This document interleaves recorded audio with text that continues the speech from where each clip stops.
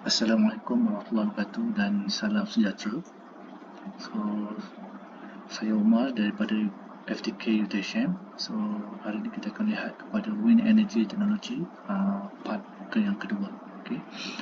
Alright. So, last time kita dah cover wind power and source dan juga wind energy generation. So, for today kita akan lihat wind side dan juga wind turbine. So then kita lihat kepada effect of number of blade. So secara teorinya, kalau kita fikir lagi banyak blade lagi bagus lah. Tapi dalam wind turbine ni, large number of blade can interfere with each other. So angin punya movement tu, kalau banyak blade dia akan ganggu blade-blade yang lain. So banyak turbulence lah. So high solidity wind turbine, high solidity ni maksudnya wind turbine yang ada banyak blade tend to be less efficient overall compared to the low solidity turbine. So wind turbine yang low solidity, yang kurang blade ni, 2-3, dia lebih efficient lah. So 3 blade rotor tend to be the most energy efficient. So high solidity wind turbine ni biasanya dia punya high torque karakteristik, tapi dia tak sesuai untuk in term of efficiency untuk wind turbine generation, electrical generation tak sesuai, tapi dia suitable for water pumping. Okay, so then kita lihat kepada minimum requirement for wind installation. So untuk wind installation, in order to estimate minimum wind speed required for wind turbine installation, kita perlu consider few key factor. So ada 5 key factor. Yang pertama, cut in velocity, cut out velocity, rated output, energy extraction dan juga site specific factor lah. So yang pertama, kalau kita lihat cut in velocity ni, so this is the lowest wind speed at which wind turbine can start operating. So maksudnya minimum wind speed yang wind turbine boleh operate. Kalau kurang daripada tu dah tak economical. Untuk below the speed, the turbine won't generate the electrical power lah. So manakala cut out punya velocity ni adalah maximum wind energy yang dia boleh operate lah. Sebab kalau lebih daripada tu sebenarnya turbine generator boleh rosak. So that's why dia ada maximum dia. So usually around 55 to 70 mile per hour. So dia biasanya dia kena kurang daripada tu lah. Sebab kalau wind speed dia lebih daripada tu, sebenarnya dia boleh damage dia punya turbine. Okay, so then kita lihat kepada rated output. So each wind turbine ada dia punya rated output dia, which is maximum power dia boleh generate lah. So this output biasanya occur at a specific wind velocity. So usually the rated wind velocity and depend on the turbine design dan juga control system lah. Then the number 4, energy extraction. So energy yang di extract ni daripada wind ni is based on the kinetic energy. So wind turbine convert this kinetic energy into electrical power. So dia ada equation dia yang akan kita lihat kemudian. So the amount of power generated depend on the wind velocity dan juga turbine efficiency lah. Okay. And then the last one, kita lihat kepada site specific factor. So to estimate the wind speed at a specific location, we have to consider such as local terrain, maksudnya surface dia, structure dan juga vegetation. So this can significantly influence the wind speed and flow. So kalau terrain tu dia tak konsisten, tak orang kata apa, dia kalau dia mengganggu dia punya movement of angin tu, sebenarnya tak sesuai lah. So in summary, wind turbine operate within a specific wind speed range, and estimating the expected energy output involve perlukan ni lah kefahaman kepada turbine design, wind resource, perlukan ada data dan juga speed specific condition, site specific condition.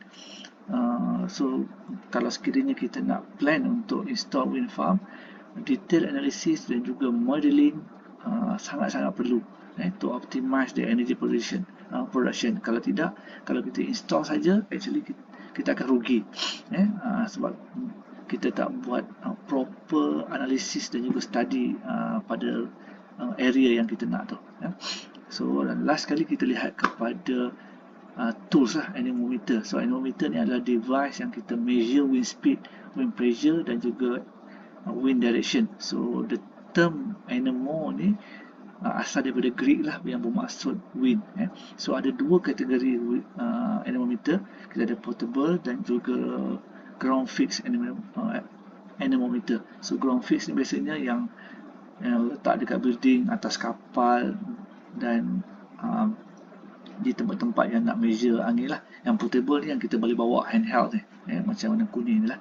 So various type of anemometer on the market. Contoh yang jenis cup rotational anemometer macam dekat sebelah ni.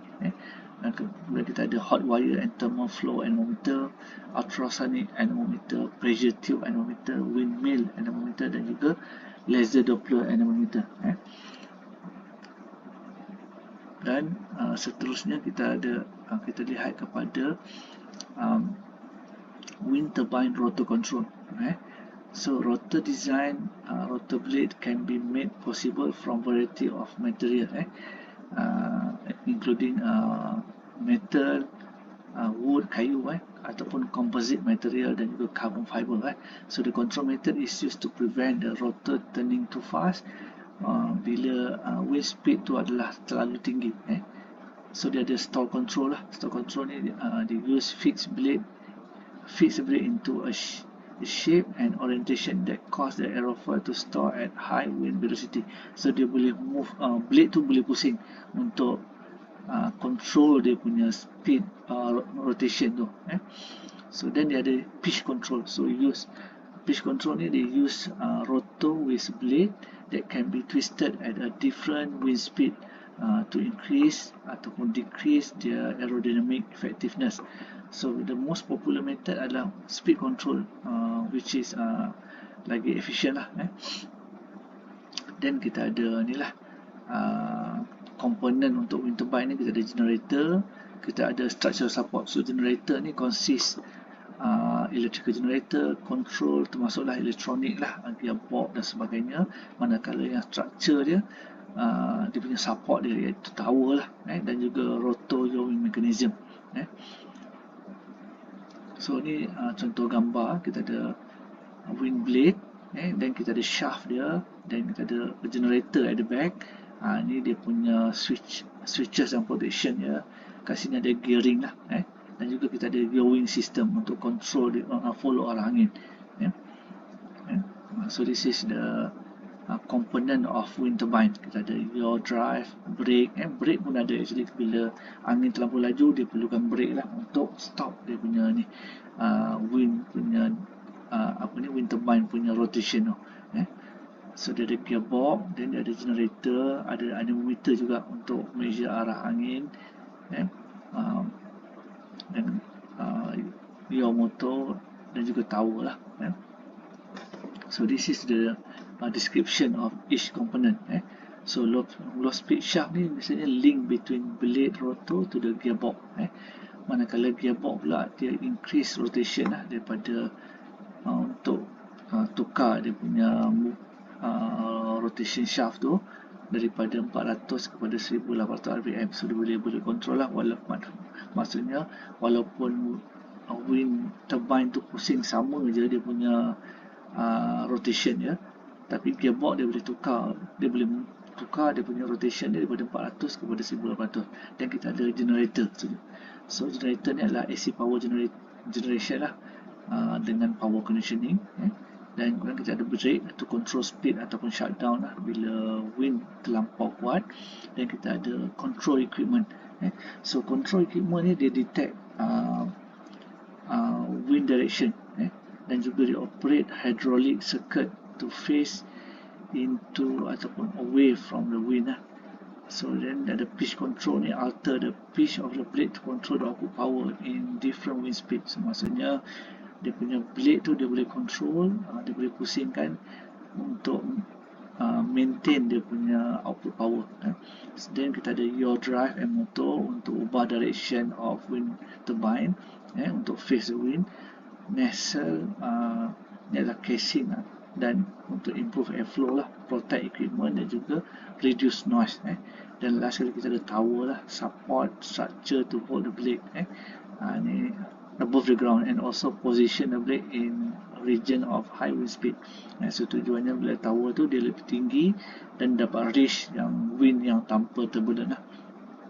Alright, then seterusnya kita ada tower design lah. So tower for wind turbine biasanya have been built in variety of style, including the steel lattice and cylindrical steel ataupun concrete design lah. So a tall tower will place biasanya akan place rotor in a region of high wind speed, tapi dia akan cost lebih banyak lah sebab terlalu tinggi kan, pemasangan pun lebih susah lah. So thus ketinggian tower ni normally be determined by a rotor diameter.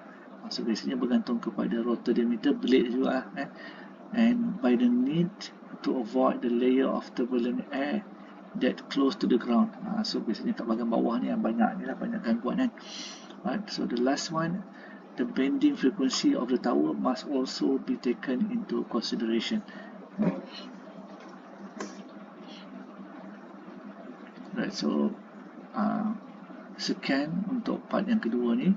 So kita akan continue dengan yang part yang ketiga. So terima kasih.